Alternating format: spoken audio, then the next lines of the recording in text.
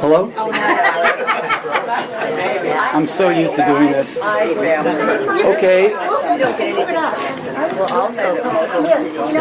Okay, if I can have everyone's attention.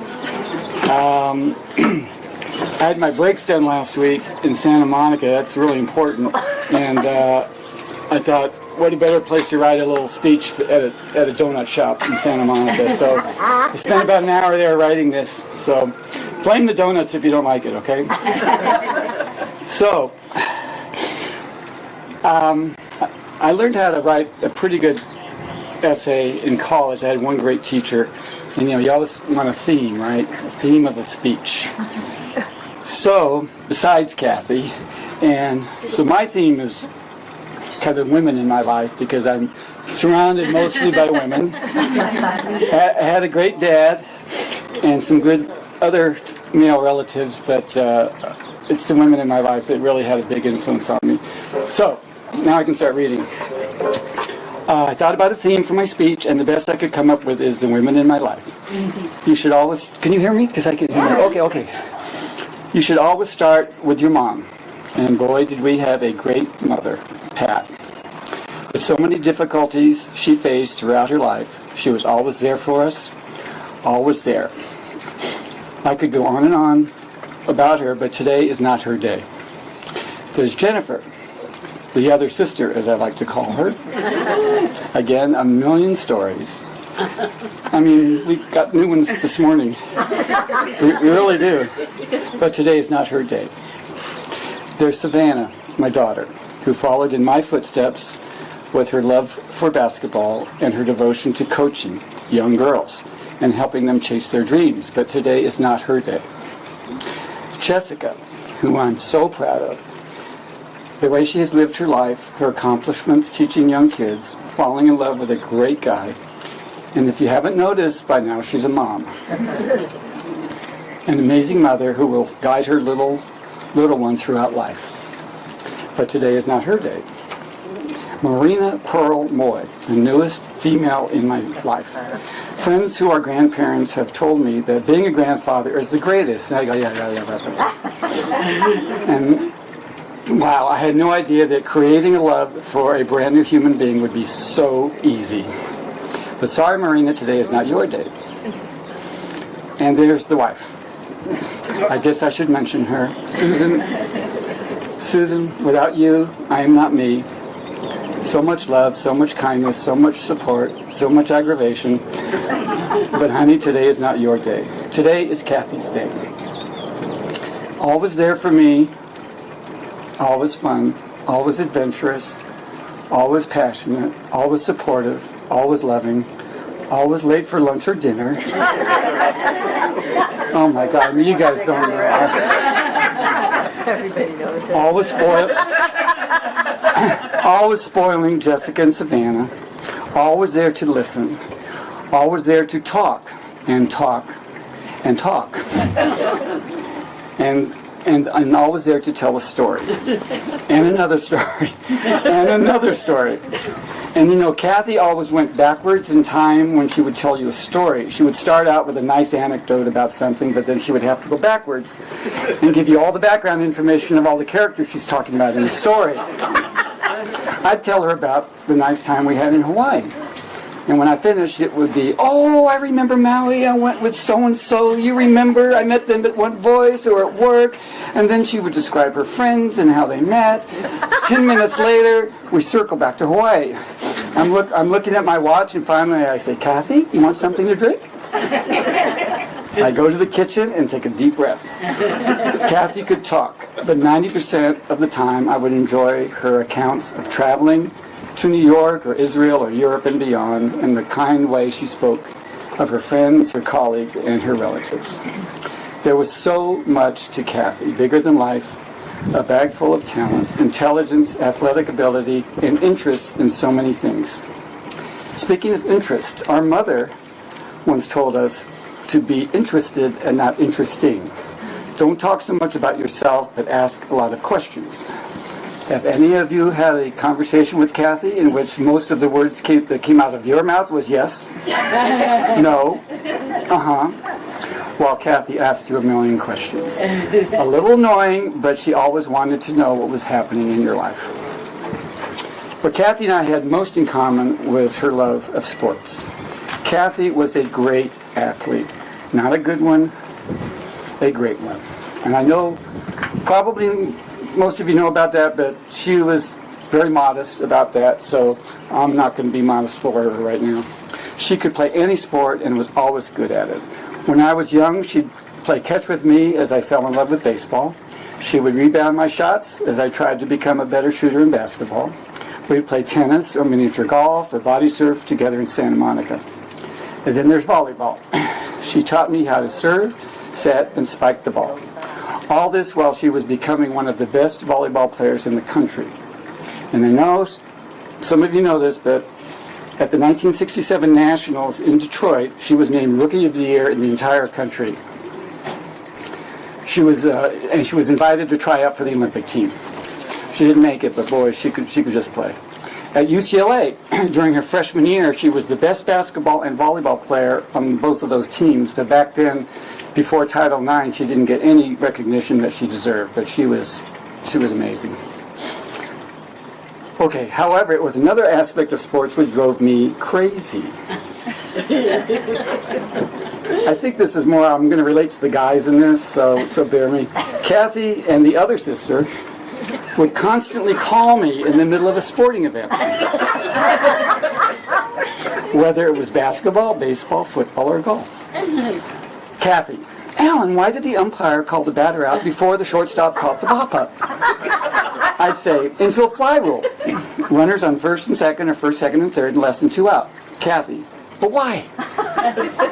Me, you see they don't want the infielder dropping the ball on purpose. Oh, let me get back to the game, Cathy. Oh, I'm sorry. We'd hang up. The other sister. Tiger hit the ball behind a huge rock. Why did he get all those spectators to move the rock? Me. Well, you see, it's a loose impediment, so you're allowed to move it. Oh no, I just missed the putt. Did Tiger make it? Jennifer. I'm sorry. I'll call. I'll never do it again. And then there's the ultimate frustration for today's sports fans. I record most of my sporting events, so see, you know where I'm going. If I can't watch them live, or I'll be watching a World Series game with the Dodgers. Pause. Go to the bathroom, come back, and now I'm a couple of minutes behind. Ring, ring, Cathy, did you see Shohei's home run? 450 feet! Me, Cathy, I'm not there yet. Thanks a lot. Oh, I'm so sorry, I promised never to do it again. Until she does it again. But even with these minor aggravations, I was so lucky to grow up in sports with my sisters as my biggest fans. They came to all my Little League games, basketball games. It was just great. And finally, I thought I knew everything about Cathy, but I didn't. During the last couple of months, I have met many of you for the first time, and you would tell me stories about Cathy. Even though they were tales about her kindness and empathy, they didn't surprise me. I knew she was a great sister to me, but now I know what a great friend she was to so many of you and how much you all loved her. I added this yesterday. Finally, to quote the wizard from my favorite movie of all time, The Wizard of Oz, and the wizard says, and remember, my sentimental friend, that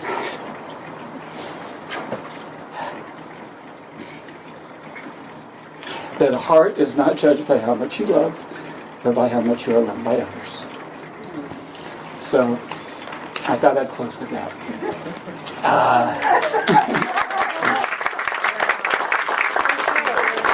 And before, I got one story that many of you know and one brand new story that nobody knows. So, many of you, I could just call it the picture. Okay? How many of you have not seen this picture or know about it? Nice story. Okay, good. This picture was taken probably 1990 or 90. Jessica, this is Cathy, and Jessica's probably about 1, would you say? Okay. This was taken in the living room of our wonderful Aunt Connie, whom we lived with for a year and a half when my mom had a breakdown and my dad couldn't take care of it, so they took care of it. So this is at her house. And there's a TV here. And if this was 1990, we'll call it. My mom passed in 1976. So, I don't know if it was one of your family, I think, took the picture. I forget who took the picture. But later, and I think it was a Polaroid, because I think it was your mom that noticed. Yeah. My Aunt Bernice, my Aunt Bernice's family here. I think Bernice was the first one to say something. And there's a picture, and here's the TV, and there's an image. Which is turned off. Yeah, and the TV is turned off. And there's an image in this photo. There are zero, we checked later, there are zero pictures of my mother behind that could be reflected. And that is a spitting image of my mother. It really is. Yeah, it's kind of an impressionistic look, but if you might find my mom in some of those pictures. So this is just an amazing story. We, you can't explain it, but Mom was probably watching over us as she always did. But we can't explain this picture. We actually have two more pictures of it on over there in smaller in the frame. But this one brings a lot of joy to us, and she's always looking over us. So that's the one that's been around for years. And then this morning, I don't know. Did we find this? Okay, so this is a picture of Jennifer and Cathy. You might have seen it over there. It's just a simple picture. Looks like they're at the beach. Okay, when my mother passed, right before she passed, she looked out the window one day of her hospital and she goes, I wish I was a bird. Okay, I just wish I was a bird and I could fly.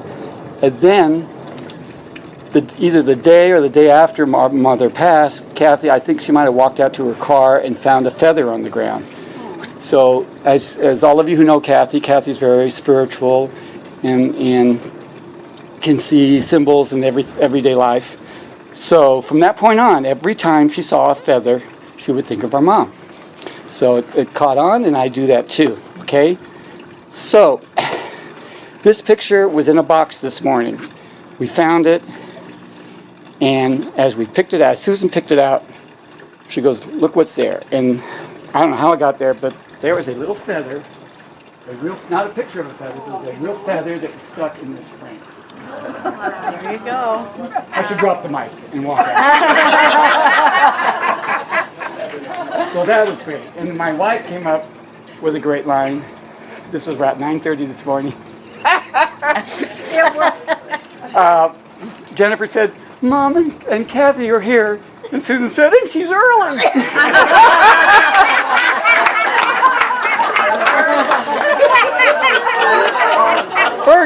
First time. So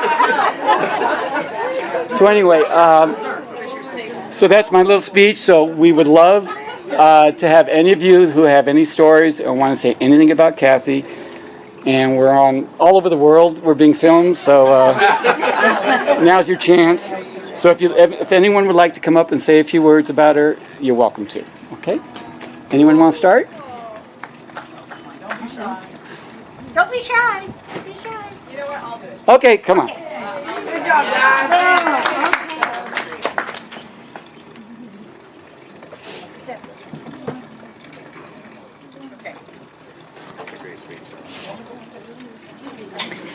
So, my name is Vilma. I worked with Cathy for the last 5 years. We're both paralegals. I've been a paralegal for over 20 years, but just working with her for the last 5 was pretty impactful on my life. Last year I had a difficult year, and she was there. She was there many steps to the way. Jen, I've never met Jen, but I met her today, and she gave me a big hug, and I said, I'm Vilma. She's like Scorpio soul sister. And I said, yes, that's exactly right. We sort of bonded about that because I am also very spiritual. I'm similar personality. Okay. Not too bad. Everybody will tell you I will go on and on. So I won't go on and on this time. But I will share my last maybe poem to her, which I couldn't read it to her, but Jen did. And this is when we knew she wasn't coming back to the office. So, as most of us have, we've kept Cathy's voice messages and text and everything, and I just want to read it to you guys because it's what I felt. To Cathy, my Scorpio sister. Under the stars where Scorpios shine, you danced through life bold and divine. With fiery strength and a heart so true, the season we shared I treasure with you. Your spirit, fierce as the autumn's flame, a soul untamed, no one the same. In laughter, in lessons, in tears we grew, each moment a gift, a bond we knew. Grateful I am for the time we've had, for the joy you gave, for the good and the sad, because we cried together. A sister, a guide, a light so bright, you are my anchor in the darkest night. Those seasons shift and paths may part. You'll linger always within my heart. Scorpio strength, your lasting hue. Cathy, soul sister, I honor you. Thank you.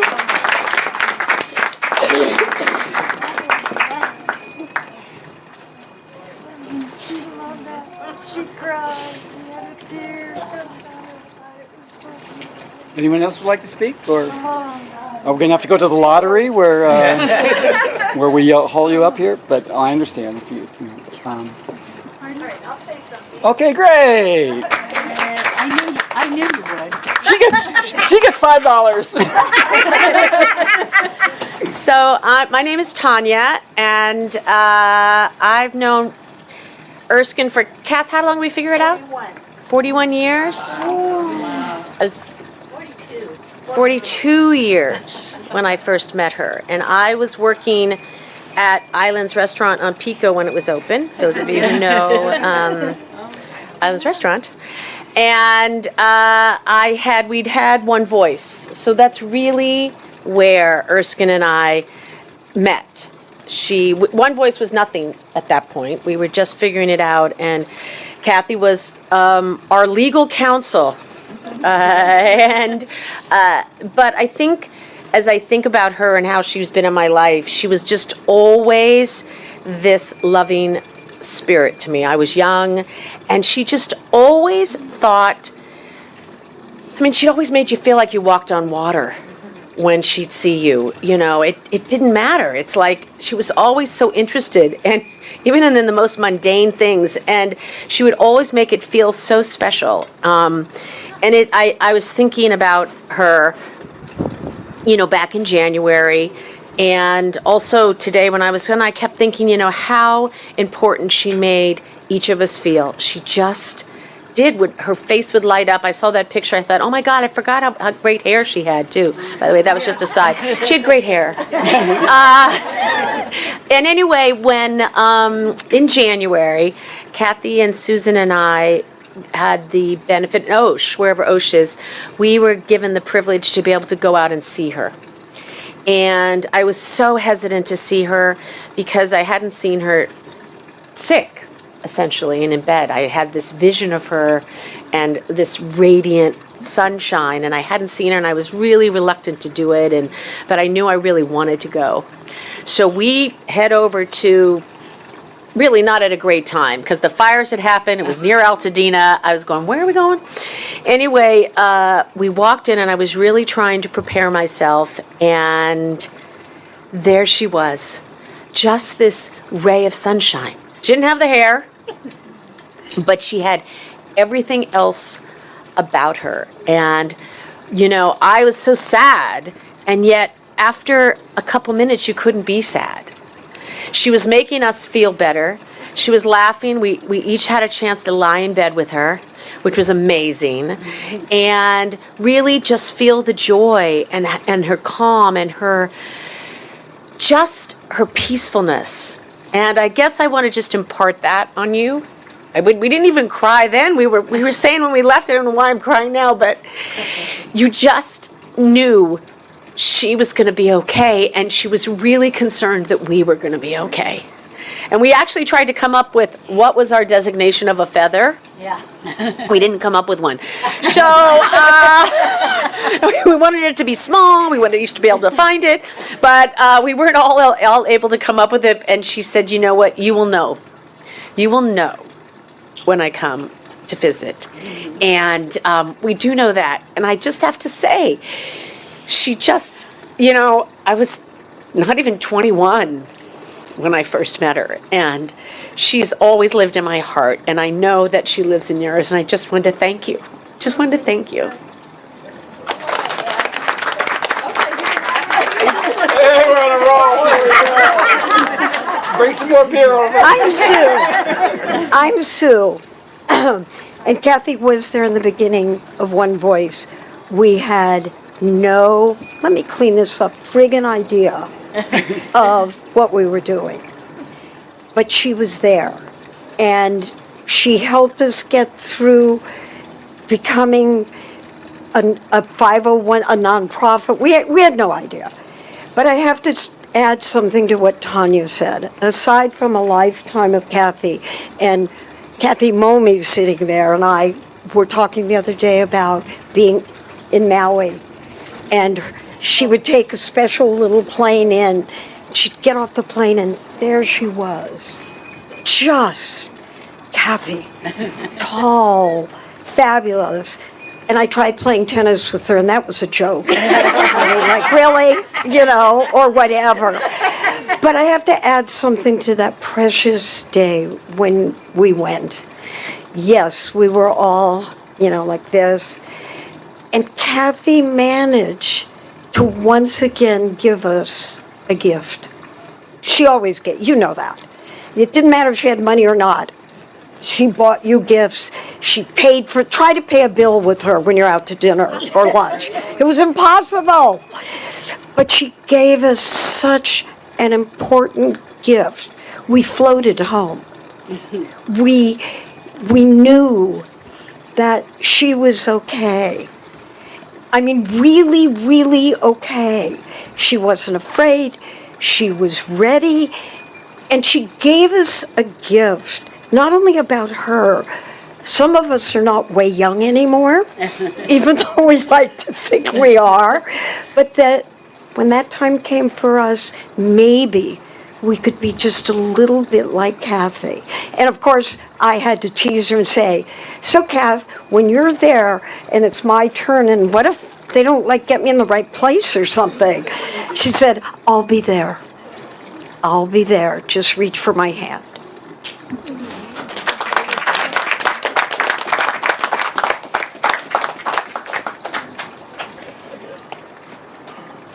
Okay.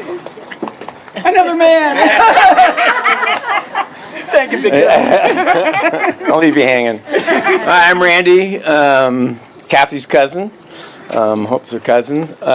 Cousin Cathy was always near and dear to us. She always, when she sat and talked to you, you were the center of her life right at that moment.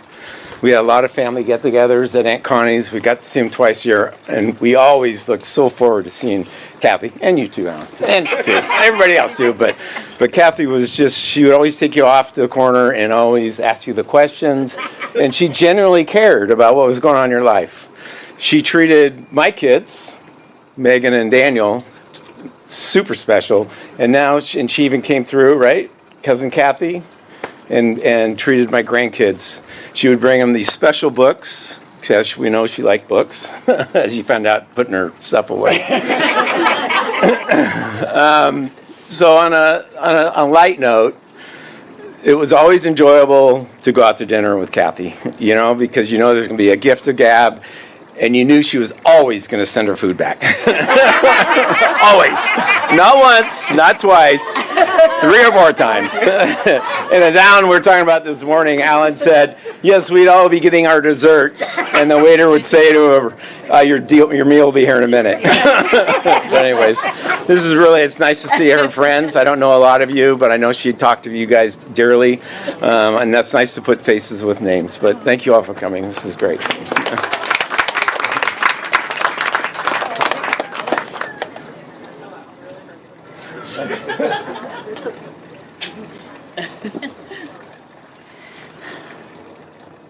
I met Cathy through my friend Cindy, and loved her and loved everything that you guys have said about her. I remember when she told me about the feather, it was her mom. And I had Aunt Connie's recipe for fudge on my desktop for years. She made it one day and brought it over. I was like, oh my God, this is the best thing I've ever had. So what I was doing, every year I had a Boxing Day party just to see lots of people, and I would invite like 100 people. And it was sort of like a potluck. People could bring things. And I've told this story many times because it was just so funny. One day, of course, she was late. And I think there were like about 100 people or 80 people packed in like it's a bungalow, and it's sort of like a living room, dining room, kitchen, and it's kind of like a loft space, so it's open straight to the back. And Cathy came in at the door, and I greeted her, and she said, I made Aunt Connie's fudge. And I went, oh my God, fantastic, I love Aunt Connie's fudge. And then she turned, and it was like bumper to bumper. I mean, it was like packed. It was like there was no room. So, and you know, Cathy was tall, so she picked up the plate like this and was going, excuse me, excuse me, excuse me. And she's walking through. And as she's walking, now this wasn't catered. It was like everybody was throwing things down in the kitchen on the island. People were going, oh, what do you have? And people were, she's walking through, and people were like, oh. And I was kind of following behind her like, oh my God, what is like, she got to the island, she put the plate down, and there was one piece left. Did you grab it? And she was like stunned, like this was her offering on the island, was an empty platter with one little piece of fudge. It was just such a funny moment, but Cathy was the best, and she was the godmother to my kids, and we have books from her, Erskine, they called her, and anyway, she was an amazing, dear, dear friend. So thank you guys all for being here too. Thank you. Well, we're waiting for some other person to have the courage. I think it was Jessica's 7th birthday. We lived on Albright Street. Susan loves to organize parties like today, and so we gave Cathy the responsibility of bringing the drinks for a 12 noon birthday party. And she showed up about 3 o'clock.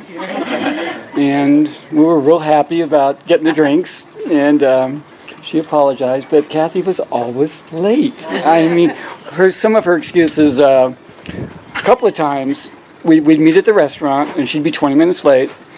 And she goes, I had to stop at the ATM to get some money for the dinner tonight. I'm going, if you just think ahead, maybe that morning, you get some cash, you go to the restaurant. But anyway, with even though she was late all the time, we still loved her very much. And so that's an in-between story. If someone else wants to talk. Anyone else? Okay. I wasn't didn't prepare anything, but just thinking, we've got. You prepared a baby? She's sleeping, or kind of. She's waking up, I think. Cathy was my aunt and my sister Savannah, and we had a lot of sleepovers with my Aunt Jen and Cathy so that my parents could have a night out.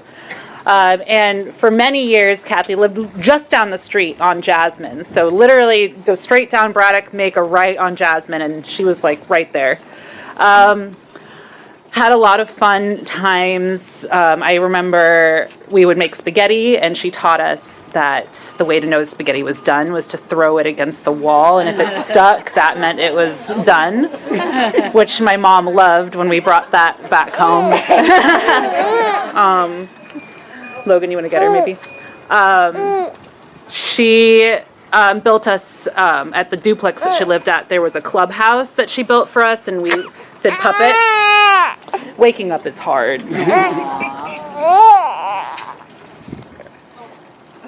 There you go. She had a good 30-minute nap. We had a lot of fun on that duplex on Jasmine, watching movies and just having fun cooking dinner, having our puppet shows. But I remember one thing that's just such a testament to Cathy, and I've heard so many of your names, so it's nice to put names to faces here because she really cared about her friends.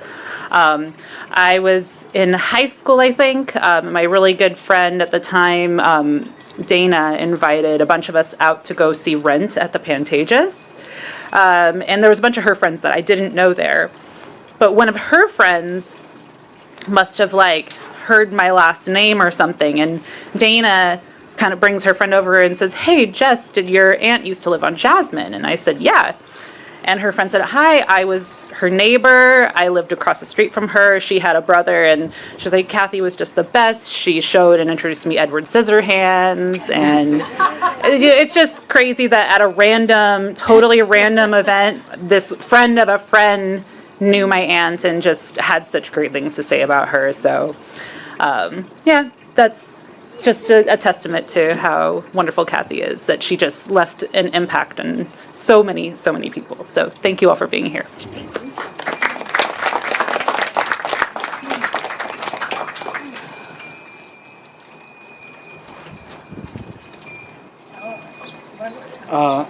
Anyone else? Jen, you want to say a few words? I'll try. I'll try. This is the other sister. Oh. It's so funny. I tried to think about what I might say, and I couldn't really grapple with it. And I just, when I went home after she passed, I said to my partner, Wayne, I walked in the door, and the first, hugged me and, all that. And I just looked at him and I realized, I looked at him and I said, I'm not the same person. And,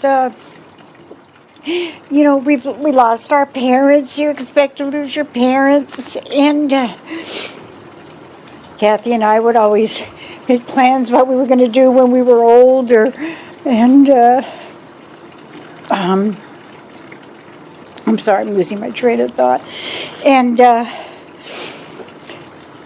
one thing about Cathy, she was so incredibly strong, and somehow she managed to give that strength to other people, whatever they seemed to need at that moment, whether it was advice or courage to stand up to someone who wasn't treating them well.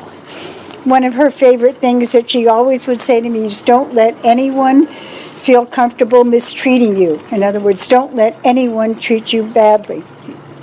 And that's a lesson that we all can learn, because we have people in our lives that do that. But with Cathy's advice and her ability to listen, we would talk every night, and then sometimes Wayne and my partner might want to watch a movie or something, and I thought, maybe it'll be a 20-minute call or something, and we can get back to the movie.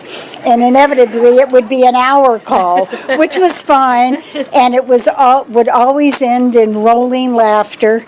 Even if it was a dark topic, we would find some sense of humor in it.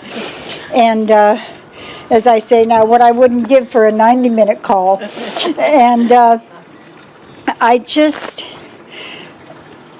it's hard to wrap your head around the fact that she's gone, because she was so alive. There wasn't an aspect of her life that she took lightly, whether it was her friends, whether it was what she did for a living, her job. She took a great deal of pride in her work, and she worked hard, and she loved all the people that she worked with. Cathy would always... She did not do well with landlords. That was, I don't know if it was genetic or not. I never had trouble with landlords, but Cathy always had an issue with the landlord. I'm sure a lot of you have probably heard the stories. And but she wouldn't take shit from anybody. She just wouldn't. And her advice to, I'm sure, a lot of you was, don't take shit from anybody. It's just not right. And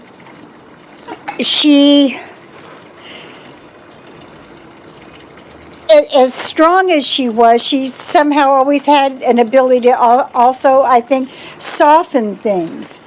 If you were hard on yourself, or if you were in a predicament, or if you were blaming yourself for being in that predicament, she could verbally just kind of coddle you and comfort you and get you to calm down, get you to see a situation for what it really was and what you could do, not only to get out of it if it was a difficult time in your life, but that you were going to be okay.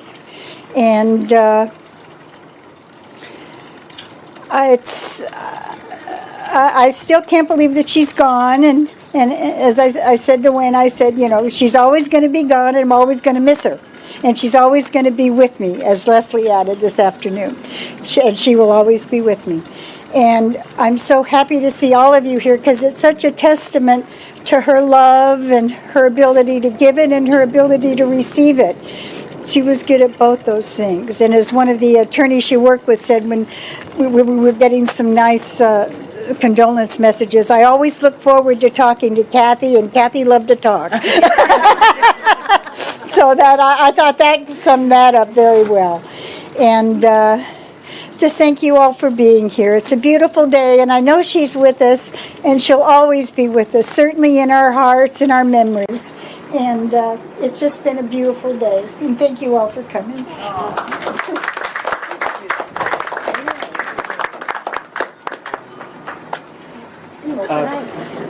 Come on up.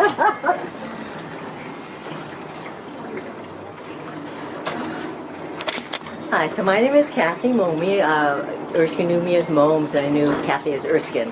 So I have to say I've thought a lot about her. She's, every day, I think, since she passed, thinking about the wonderfulness of Erskine. And to me, coming here and seeing all these people and the what her brother said, just, it's wonderful that everybody knew who she was and how much she gave. When I started doing a little list of all the things she was, she was a lover of art. She was a lover of music. She appreciated life in general. She was a raconteur par excellence. I mean, she should have written a book. She was a poet. She was all these things. She was a true Renaissance woman in every sense of the word. And I do have one criticism of her, though. Nobody has criticized her. She could not carry a tune for the life of her. And I think it was the one thing she regretted in her life, because she loved music and she loved to sing. But oh my God, I was with her one time, and then she said, I didn't know this. And I said, she wanted to sing along. I forget what, we were at the Sound of something. I said, no, Erskine, it's okay, go for it. Oh my God. I have pitch. I can carry a tune. I couldn't carry a tune when she was singing next to me. It was really bad. But I have to relate a story that, to me, kind of exemplifies, her generosity of spirit and her humility, her lack of selfness of what she gave to the world. This was after I had taken her to a treatment, a chemo treatment. We came back, and she wanted to go to this bakery in her neighborhood because she wanted to buy baked goods so that I could take them to the One Voice office for people to have and enjoy. All right? And so we go into this bakery, and one that she's frequented a fair amount, I guess, but the people that were there are not the people that she normally saw. And there's these two young women. And we walk in, and I felt this sense of them, because here's Erskine, she's got her head scarf on, and she looks a little dowdy, she's a little older woman coming in. And they were kind of rude. They kind of ignored her at first. And she said, I'd like to can you help me? And in the process of, selecting the things and totally ignoring how kind of standoffish they were and engaging them. And in the end, they were lovely. They were, they were into it because they realized what she was doing, and she wanted to do this and spread this good pastry with people. And so when she leaves, she pulls out these $5 bills, and she hands each one of them a $5 bill. And we're walking out, and I see them jumping around and with joy. And Erskine's she has no idea. She's just walking out the door. And I said, Erskine, do you have any idea how happy you made those people? Do you have any idea you made their day? And that's how she was. I mean, she was just, she didn't, oh, that's the other thing, right? You guys know about it. You touched on it. It didn't matter whether she could afford it or not. She just needed to give people and help people no matter what the cause, no matter what the situation. If she felt they needed something, she would provide it. And it didn't matter if she had the resources or not. She would make do. She would just do it. And that's who she was. And we talk about her not, you touched about it also, about her not being here, but she is so spiritual. You know, you're gonna see her everywhere. You see an act of kindness, you see a joy, or you see a sparkle in somebody's eye, you'll see her. She is here. She's around us everywhere. And I think it's wonderful. I don't know if you guys have, when I came here and we started talking to people, and there was so much interconnectedness. People who didn't know, they knew her through her. It's amazing. And I think she is so happy right now, seeing everybody come together and commune. I mean, that's Erskine. I mean, and we all love her. And I think she's just going to be here around enjoying everyone. So thank you all for being here.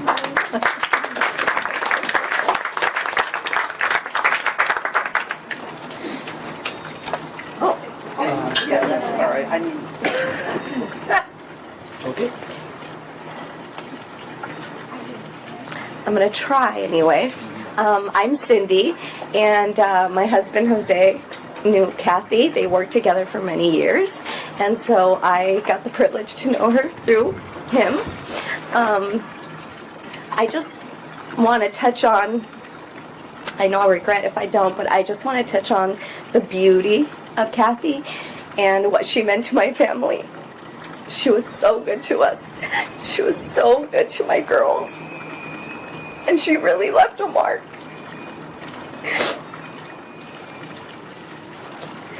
Just in every way. Just sharing stories with my girls. Building puzzles with my girls. Talking about animals. She was such an animal lover, and so were my girls. And so she just really left a mark.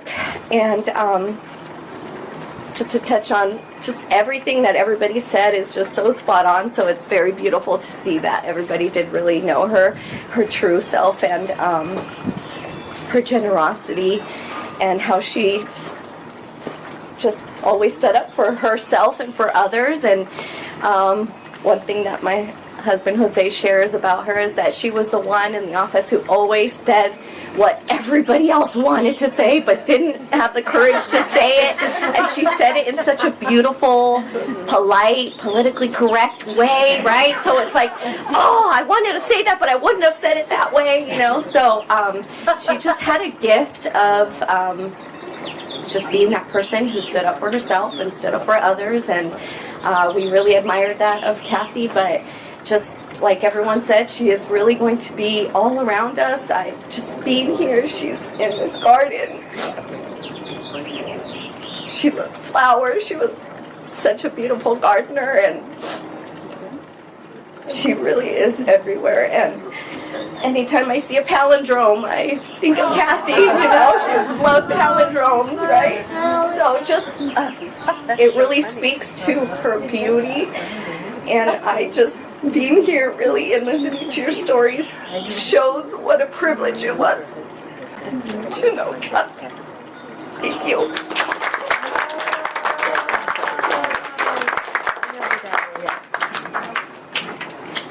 Anyone else? I think we have. I'll give it a try. Dad, I might need you on here, but well, I think just a lot of thoughts are coming up, memories and stuff that I'd love to share. But I think the most important thing that has been on my mind lately with my relationship with Cathy is just like the friendship that I was able to build and grow with, throughout my adulthood, especially, and how much she helped me and really was like one of my best friends. No matter what, she was always there for me. Like, I knew I could always call my mom and dad about something, but if it was something I didn't want to call my mom and dad about, I called Cathy. And I shared a lot. She knew a lot about me. She knew all the different things I've been through in my life, and never judged me for anything. It was just always so loving, and it was just such unconditional love. And I think I understand what that means because of her, and the friendship that we had. And it really doesn't feel like she's gone. Her energy's here. I feel like she's still here with me. And I don't have that sense for other people that I've lost in my life, and the lessons and the things that she taught me, and all the times that she was there for me. It just made me stronger. She really has made me a strong person, and I hope to carry that on throughout my life. And I have a feather story. I have a lot of feather stories actually, and I'm picking out my. I don't have any tattoos, but I'm picking out a feather tattoo. I think that's going to be my one tattoo that's going to be coming soon. But the morning that she passed, I knew I had just heard from my dad, and I was at work, and I stepped out and talked to my dad, and I'm a PE teacher, a high school PE teacher, and when I walked back into the gym where my class was, we have birds everywhere over at the school, but there's never giant feathers in the gym. And there was a giant feather in the middle of the gym. I have a picture on my phone, and I walked and I couldn't believe it, but it was right there, and it was just such a sense of peace. I really felt like it was just her saying, like, I'm gone, but I'm still here, and here's another feather. And just a lot of special moments with Cathy. And I think it's pretty awesome for me and my sister to have the relationships that we got to have with her, me with sports, and Jess with music and theater, and so many things in the arts. And like Cathy had both of those passions, and we have total separate passions when it comes to sports and music and theater, but she had both of those. And I think that was so special for us growing up, that she could have that relationship with that passion with both of us, and it was really special. But like you guys all said, she just looked out for everybody, and she just cared about everybody so much, and she just made you feel so loved and so strong, and that you could get through anything. And I feel like a lot of the things I was able to accomplish and persevere through my life was because of the lengthy conversations I got to have with her. I love her so much. Thank you guys so much.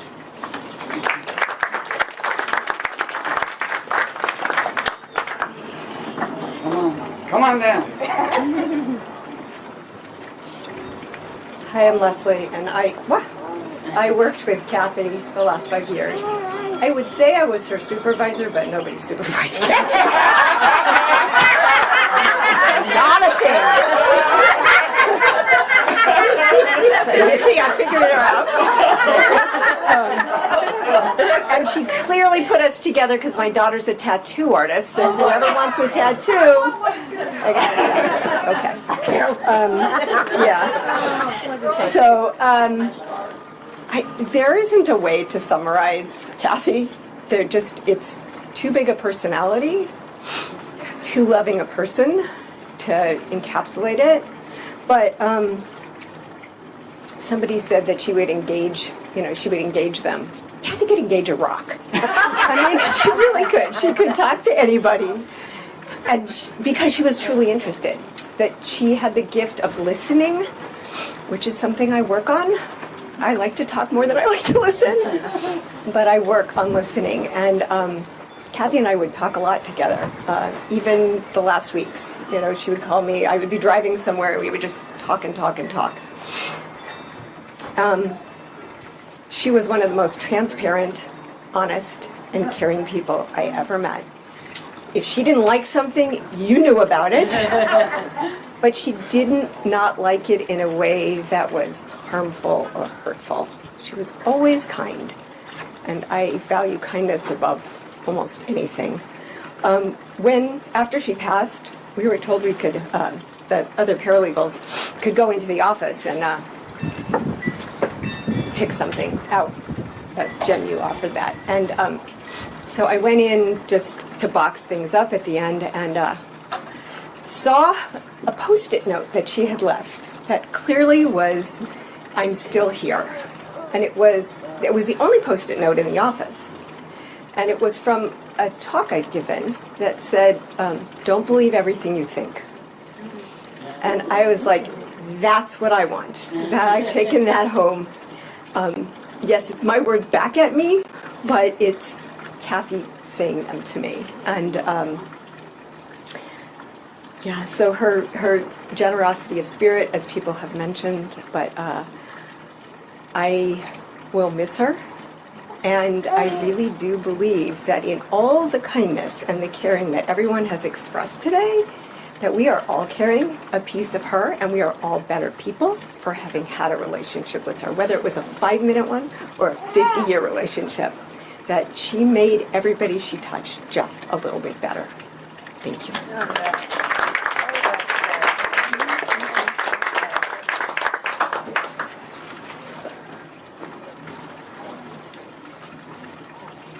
Hi, I'm Julianna. I'm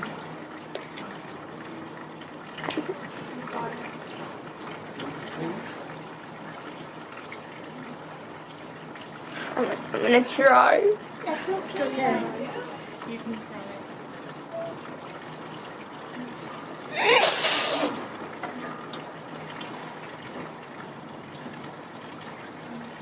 Okay. We're all crying. Yep. We're all crying. Everybody's crying here.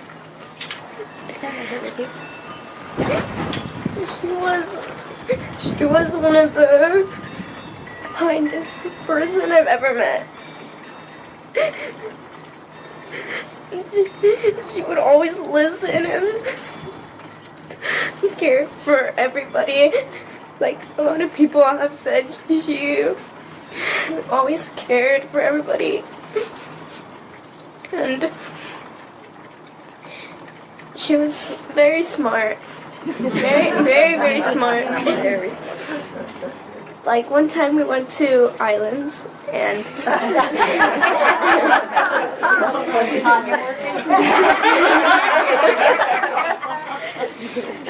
and she asked, we got chips and guac, and she asked if there is a bigger size of guacamole, and they said no. But she was like, she was always so smart that she asked, okay, then we'll get another one.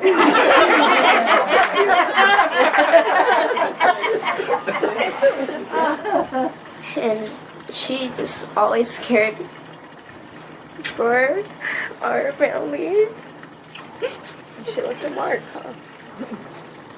Yeah, she touched us all very much. And she'll live in here forever now. Right?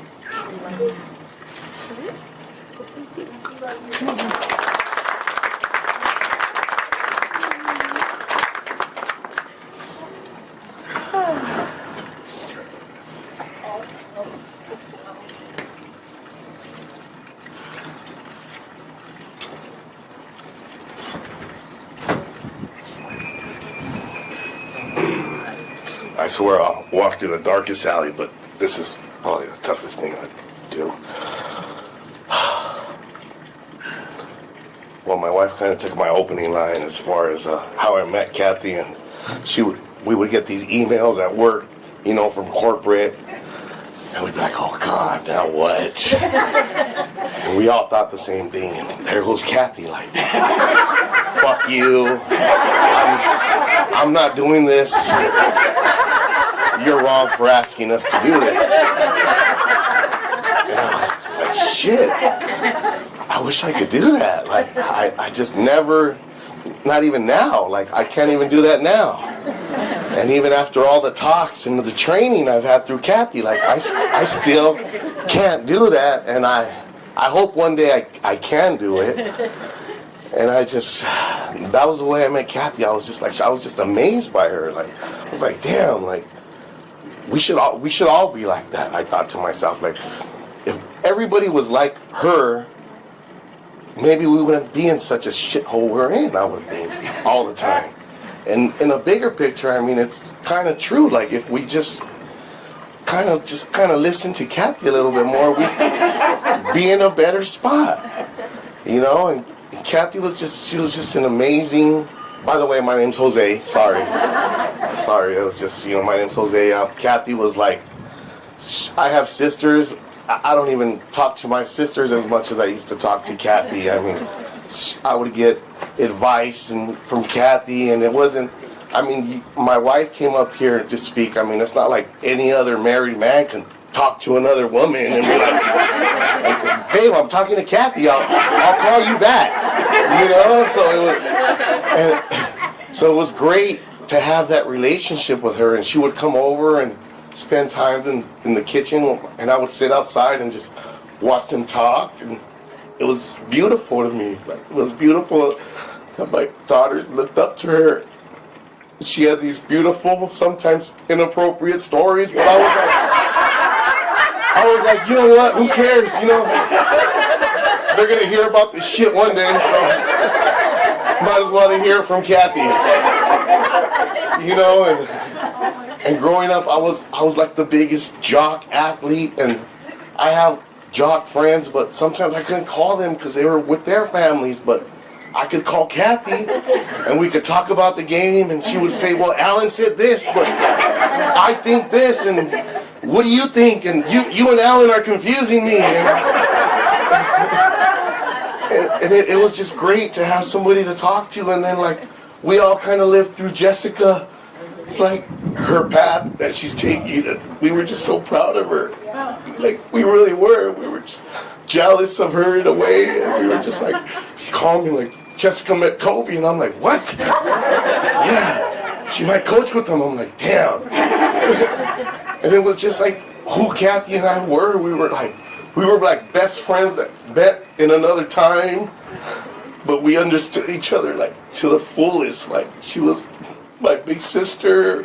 She was everything. And last night I was like writing things down. I think I said everything. She loved Savannah, you guys, Jessica so much, and Allan, and she loved that you guys were starting to golf, and she was really excited about that. And Jennifer, you were her boo, you know. And everybody here with one voice, everybody that came up, like the dentist people from San Diego, like, I heard about you guys. I know you guys, and I love you guys. Like, Cathy was part of my family, and I invite you guys to be still part of my family, you know. And she was an amazing, amazing lady, and I was really, really lucky to have her. And I was debating over there, and I could hear her telling me, like, get your ass up and talk, you know. So I wouldn't be able to live with myself if I didn't. And I'm glad I did. I'm glad I'm here with everybody. And the feather thing, it really trips me out and scares me right now, because I'm going to tell you guys why. So the night Cathy passed, I didn't know she had passed that day or that morning. But every day I would go on my walks, and that was kind of like the time I would either call Cathy or I would call her on the way home. But usually on my walks at night, you know, after I get home from work and put everybody, you know, if girls are good, everybody, I would go on a walk. And that was the time I would usually call Cathy. Well, the night Cathy passed, I'm walking, and there's owls going off everywhere, like owls, like hoo hoo hoo hoo, and I'm just like, and I'm walking, and it's just like hoo hoo hoo hoo, and I'm like, what the hell is going on, right? And I didn't know she had passed away. And then so I had been trying to call her, and then luckily Susan picked up and said, Cathy passed. I was like, shit. Last night, I'm walking around, I'm like, damn, tomorrow's gonna be tough. I know I should say some things. I even wrote some things down because I knew I should say something. But I was walking last night, and I heard that damn owl again. And now with the feather story, like, she was definitely there and talking to me somehow, and she always told us we were connected, and now I know for sure we are. But Cathy, thank you so much for being amazing and brilliant, amazing soul. Like Julie Vu said last night, she was just a brilliant, amazing soul that we were just so lucky to know. And I just hope going forward, like we all take a little bit of Cathy with us in our life going forward, and we're gonna be just fine because we have Cathy in us, and we were lucky enough to be there.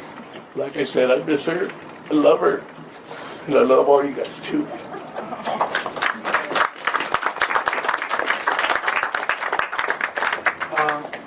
If someone else wants to come up, that's fine, but I gotta speak about Rita and Lily. Most of you know the story, her friendship with Rita and Lily. And Lily, lives in Holland. If you're watching now, we love you, and we wish you were here.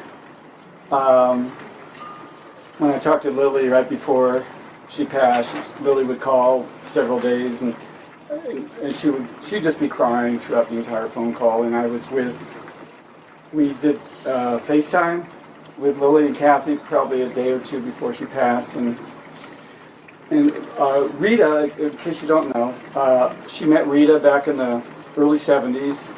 Rita was Dutch and a hairdresser and full of life, maybe Cathy times two in a way. She was just an amazing woman.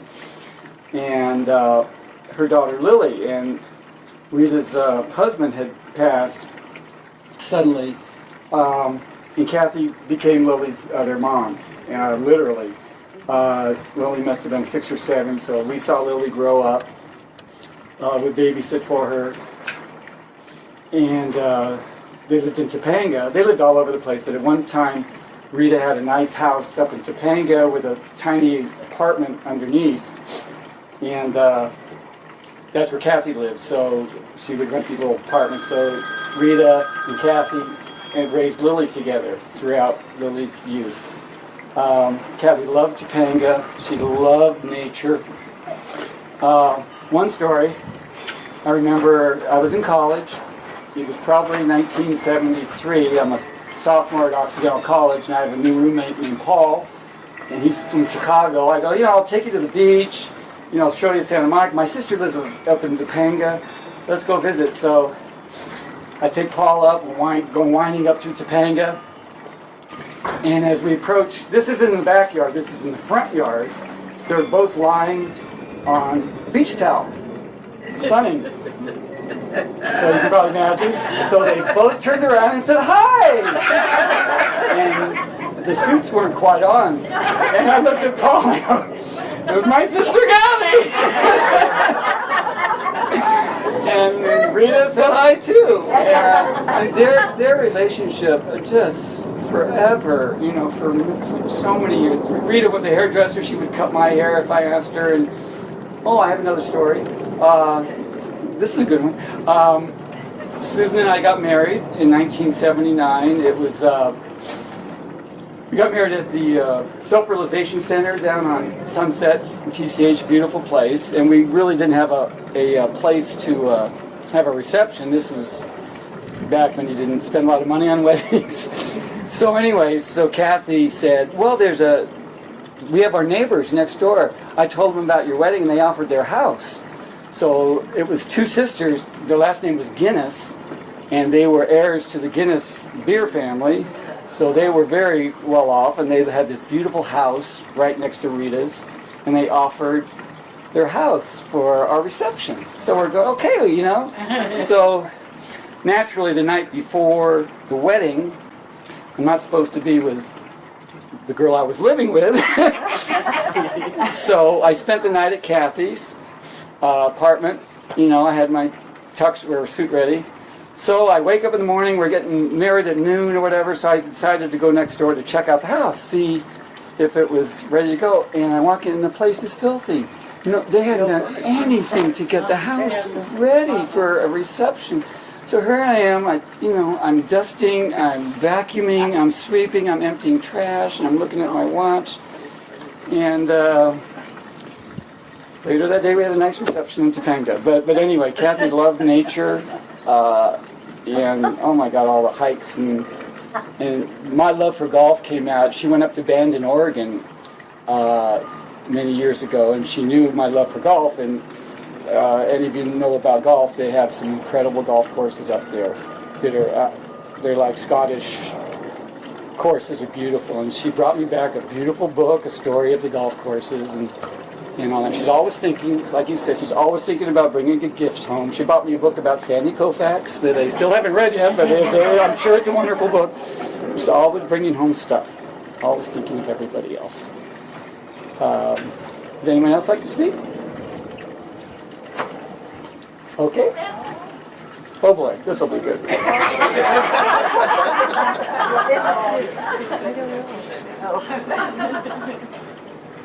There's a limit, 12 stories. No, I'm not even testing. I'm not even testing. I'm just going to say it a few things. Okay.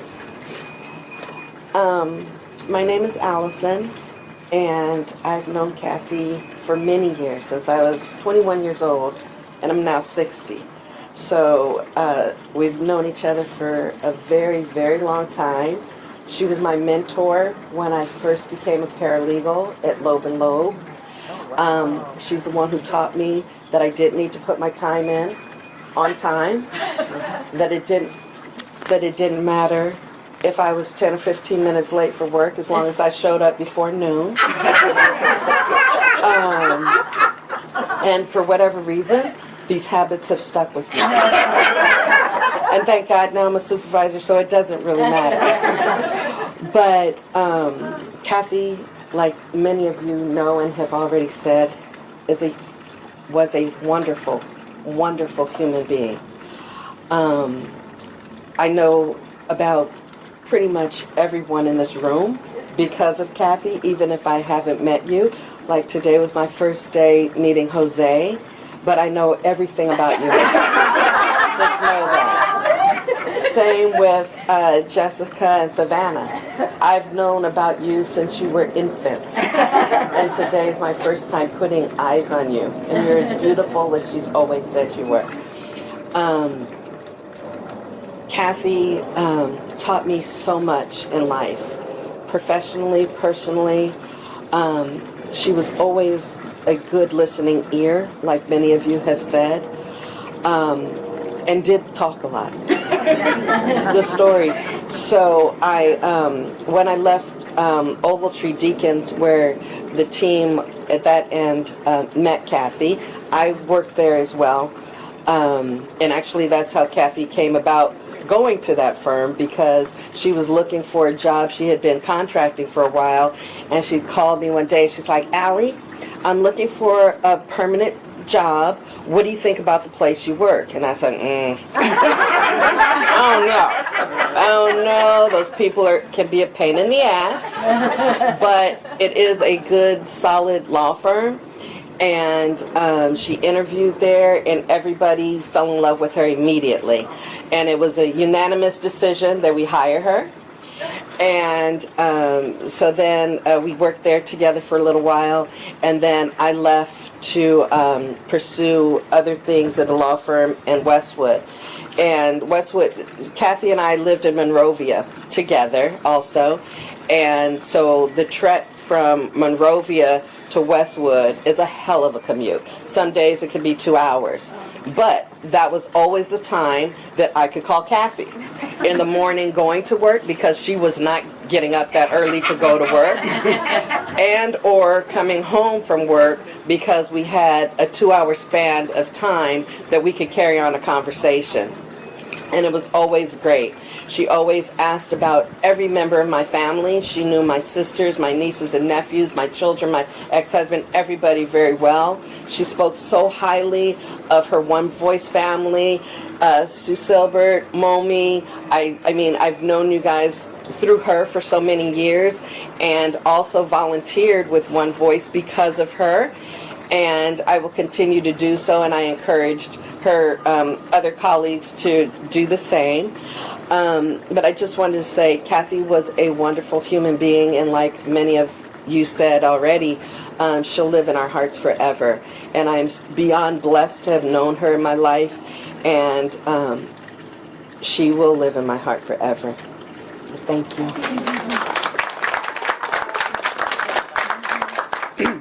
I'd like to say one more hello. I have two wonderful cousins on my dad's side, Mitzi and Nancy. I don't know if they're watching. I hope they are. Yeah, they are. And Mitzi, I love you. Mitzi lives in Scotland. I've met her twice in my life, once in 1976, when I was backpacking across Europe with a friend. I met her and her family. And Susan and I went to England last spring, and we spent time in England and Scotland. So we got to know Mitzi even more. And I understand you went to India recently, and I hope you had a wonderful trip. But getting to know you and Nancy have given me so much information about me and my family on my father's side. So I want to say hi, Mitzi. And Nancy, you're amazing. Nancy flew out when she knew Cathy was near the end. She hopped on a plane and arrived Friday night before Cathy passed on Tuesday, and we picked her up, and she spent the entire day Saturday with her, just talking, holding her hand and talking, and she flew back that night. She just came all the way out to say hi again, and then Nancy came back a couple of weeks ago for a mini vacation, so we got to see her. So thank you, Nancy. That meant so much to Cathy. Cathy kept talking about, wow, to do that. So that's how much she has affected you. People will just drop what they're doing and go see Cathy. So I wanted to say hi to you too. Anyone else? I just wanted to say something. Oh, no. I'm not going to cry. I'm not going to cry. Okay. All of us who Cathy. Ron, I come over there. Oh. Testing. All of us, we all, of course, knew Cathy, and she loved earrings. And so when she passed, there was a huge box of earrings. So we have set some aside on the table, and we just wanted to invite everyone to take a pair as a memento or whatever. If you just want to have them to have, and you don't have to wear them or whatever. And there's some scarves there also. And it's just a way to remember her. I have some of her necklaces hanging at home on my closet, so that when I open the closet and the necklaces jingle, she's talking to me. She's saying good morning. So it's just nice to have something that, you know, she touched and that she loved and that she wore. And that's that. And there's just one. Susan's made some wonderful desserts in the kitchen, so please help yourself to all that. And again, thank you all for coming. It's just, I woke up this morning, I said, Allan, I'm excited and I'm nervous. Well, how do you think it's going to go? But everyone came, all the people that she loved dearly, and we all loved Cathy. We did. Anyway, that's so. Enjoy the afternoon.